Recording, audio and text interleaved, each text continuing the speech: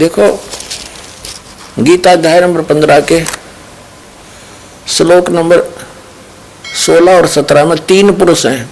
पुरुष कहो, प्रभु कहो, परमात्मा कहो, राम कहो, ब्रह्म कहो। एक सरपुरुष है। सरपुरुष 21 ब्रह्मांड का स्वामी है, ये ब्रह्म है। फिर दूसरा अक्षर पुरुष है जिसको परब्रह्म भी कहते हैं, वो 7 संग ब्रह्मांड का प्रभु है और दोनों नासवान हैं।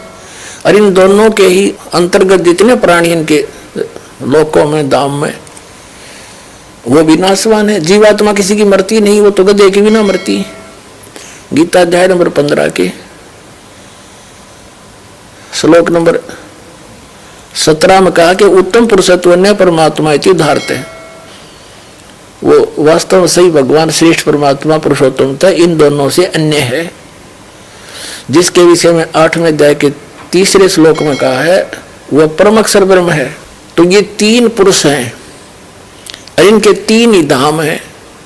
21 ब्रह्मांड का मालिक है ये ब्रह्म है, सरपुरुष है, ये इसका लोक है, धाम है। फिर दूसरा धाम है 7 संग ब्रह्मांड का क्षेत्र, वो भी एक लोक कहलाता है।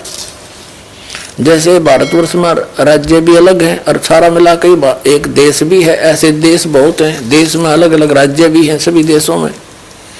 ऐसे ही फिर ऊपर 4 सतिथि हैं, 4 लोक हैं ऊपर, सतलोक, अलखलोक, अगमलोक और चौथा अकहलोक।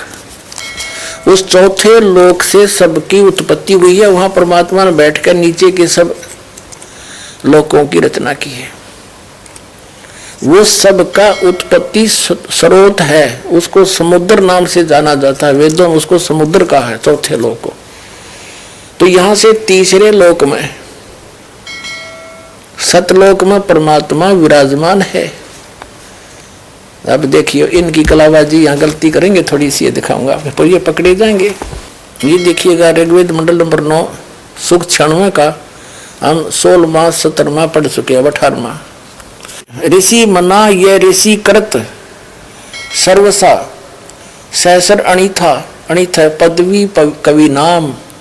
वो एक प्रसिद्ध कवियों की भी उपाधि, पदवी माने उपाधि प्राप्त करता है और हजारों वाणी बोलता है। ऋषि मना ये ऋषि करत सवरसा। और तृतीयम धाम, तीसरे धाम में महिष शिशंती सोम विराजमानु राजती सतुप। इसका अनुवाद देखेंगे इन इंजीनियरों का।